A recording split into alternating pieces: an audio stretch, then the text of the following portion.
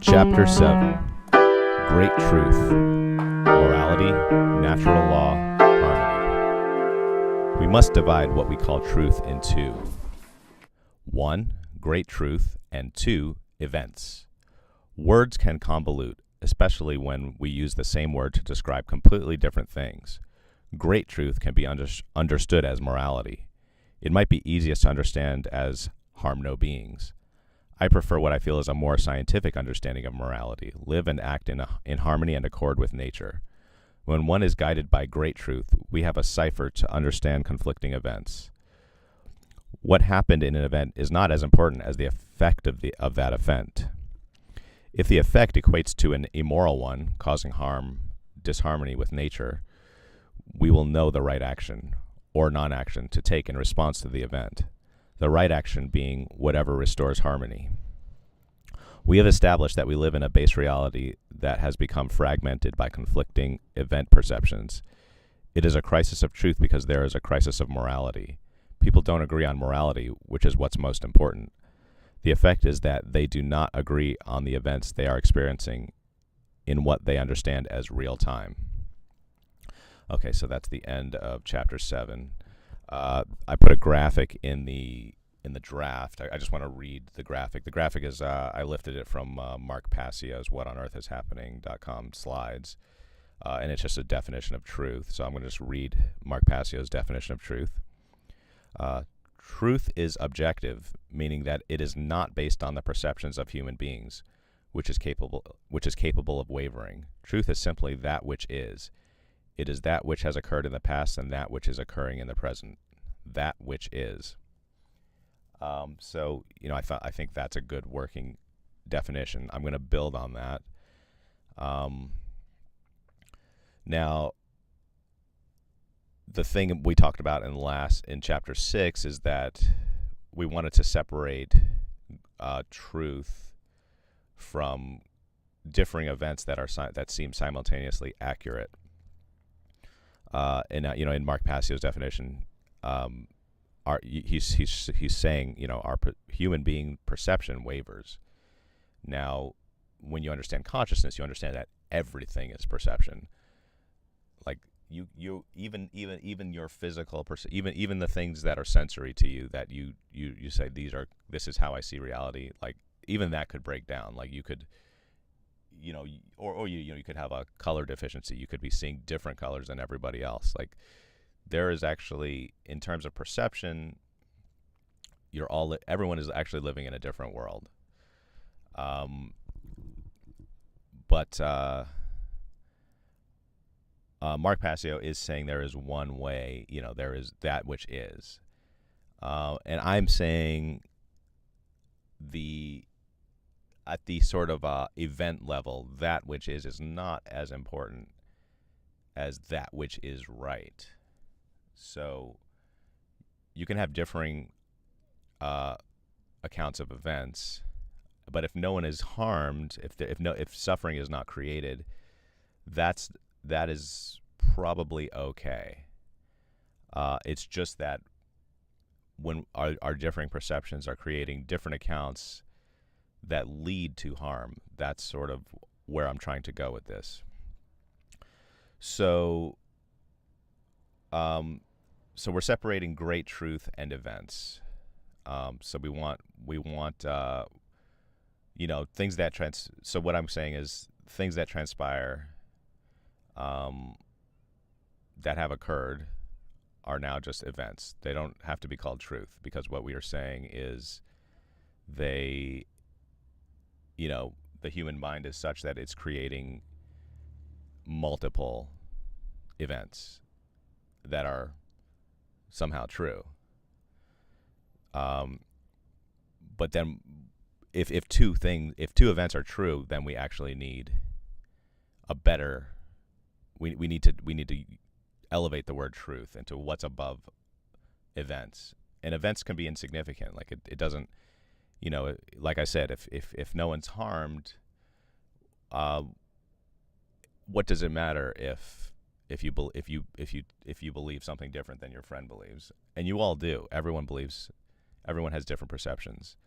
So this is just the state of things. So great truth. Now, great truth has to be rooted in morality, and I think we're gonna. I think I have some more chapters to expound upon morality, but after I wrote this, I got into Jordan Peterson, and I remember him. He kind of got stuck.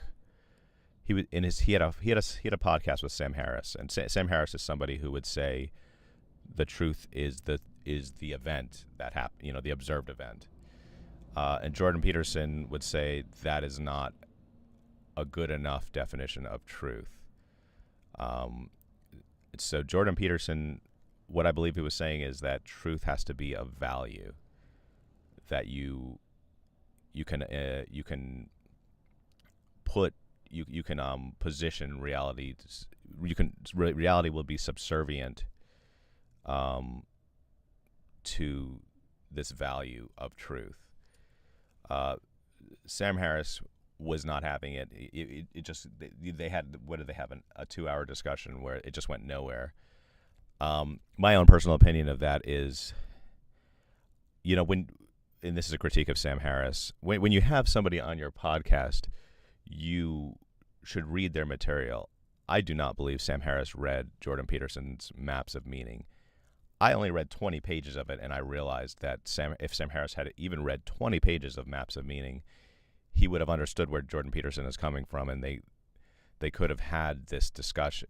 He would understand the depth of where Jordan Peterson is coming. But I think Sam Harris had Jordan Peterson on the podcast because a lot of his fan base, there's a lot of agreement, with their different fan bases in terms of maybe politics and morality and whatnot. But Jordan Peterson, of course, is going much deeper because he's saying, in a way, the postmodernists, both would agree that the postmodernist moral relativism is a catastrophe. But Jordan Peterson is saying, well, the postmodernists actually have a point because the way reality works is that, yes, he's sort of saying what I'm saying. Like you actually can't pin down the quote unquote truth of events, especially if you bring in quantum theory and whatnot, and you need a higher truth to bring it together. Sam Harris, although I don't know if he really counts as like a hardcore atheist, even though that's how many people identify him. Like I think that's in that camp. You just can't. That's sort of out. So what Jordan Peterson would call the logos, Sam Harrison would say doesn't exist. But the logos is what provides higher truth. And I'm still trying to unpack the logos. That is one word that is actually not that clear to me. But anyway, it's this higher truth, and that higher truth is morality. The way I'm decoding, basically the way I'm saying how this is basically the crux of the truth cipher, is that how do you know what is the higher truth when you see an event? It's basically when that event unfolds, has unnecessary suffering been created? And so you have to work backwards. You have to look at the effect. You can't just look at the event and say that's true. You have to say, well, if we're tucking reality into higher truth, if we say there's higher truth, and I think we all know when we're suffering. We all know when things feel wrong. Like these are not such abstract concepts. They can't totally reduce scientifically. So when you see unnecessary suffering created because of an event, then you say, well, I do not, then you can, I'm not quite sure how you would approach it, but you would say, well, that's, you can identify something that's wrong. So you can, if someone's, let's say someone is pushing a version of reality that is causing suffering for many people, then you can look at it and say, well, this is false. not false in the sense that it's not happening in the mental space and people don't believe it's true, but it's false in the sense that this is a dead end. This is going to lead to more suffering. So, in terms of great truth, it is not. It needs to be rejected. And as we'll get into it in subsequent chapters, we do create reality. It's just a matter of, do we create a good reality, the right reality, or do we create bad realities? So if we just say, oh, events that happen are true, and we don't look at effects, like, we're not really being proactive in shaping reality. But if we look at effects and they're creating suffering, then we're saying, okay, well, we must change that. That's really all that matters. It doesn't matter that we have two conflicting events. If two conflicting events are not harming anyone, which I think we could probably come up with some examples, maybe at the more mundane level, that's just how reality works. We don't need to get caught up in these two mundane events are true. They're both true. Did anybody get hurt? No. Move on. But at the greater level, when suffering comes into play, we need to reject those realities that are creating suffering. Because the goal of morality is the rule of morality is to not create unnecessary suffering. As Jordan Peterson clearly states, like, nature will provide plenty of suffering. With your own free will, your job is to not add to that suffering of others. I guess it can get pretty deep. But I think at the simple level what we can all understand is harm no beings. That is the way to live.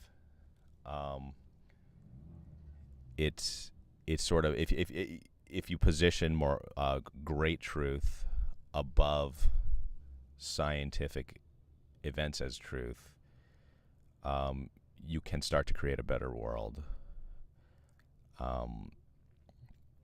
I think hopefully I'll get more into this in subsequent chapters, because this is a pretty loaded topic. I would just highly recommend diving into the work of Jordan Peterson. Go into those early Mark Passio What on Earth is Happening podcasts, where he breaks down this kind of stuff too. I find that although their politics are probably wildly divergent, I think in terms of the metaphysics, Mark Passio and Jordan Peterson are not so far off. I mean, I think they might actually agree in terms of things like great truth and truth as a value. That's kind of fascinating to me because they express it so differently. Jordan Peterson is an academic, bringing this into the, sort of hopefully rescuing the university space from postmodern catastrophe.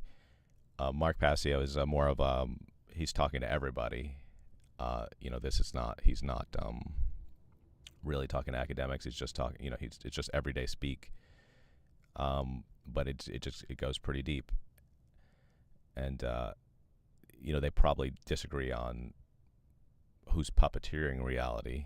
But I think they probably still agree that ultimately it's us who choose. Ultimately, we make reality at our individual level.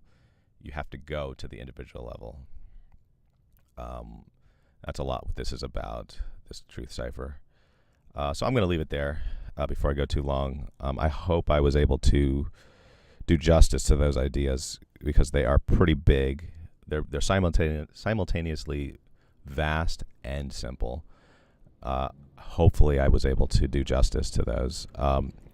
There's quite a few more chapters to go, so hopefully I'll clarify anything that wasn't clear in this chapter. Thanks.